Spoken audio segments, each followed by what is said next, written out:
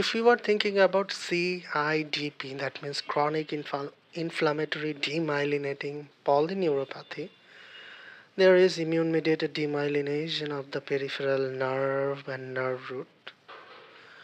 It is non length dependent. The clinical feature is a progression more than 8 weeks, motor symptom is more than the sensory. There is symmetrical proximal and distal muscle weakness, symmetrical proximal and then distal muscle weakness. There is lower motor neurons and there is hyperreflexia, there is atrophy. And if you do CSF, there is increased protein, normal WBC count just like GBS. And NCS, there is decreased conduction velocity, that means demyelination. And if you do nerve biopsy, there is segmental demyelination. Treatment is glucocorticoid, IVIG, and plasmapheresis.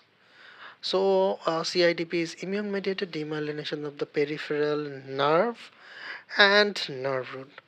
It is immune mediated demyelination of the peripheral nerve and nerve root.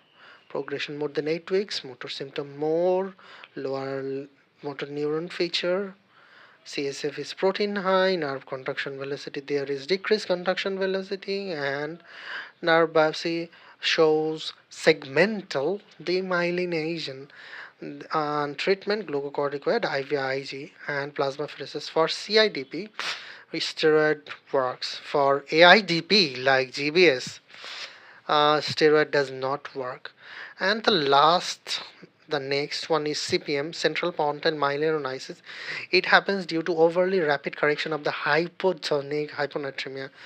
Highest risk is severe hyponatremia, less than 120 milliequivalent, or of significant duration, more than 2 days.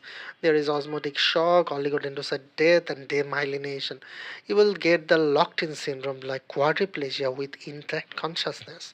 That means cranial nerve spared, upper cranial nerve spared, like intact vertical extraocular movement, blinking, and pupil reflexes, lower cranial nerve paralyzed, loss of horizontal extraocular movement and oral movement, diagnosis delayed onset, paralysis several days after rapid sodium rise, brain MRI, there is demyelination, lesion may be present, and typically irreversible supportive care, eye computer interference should be done.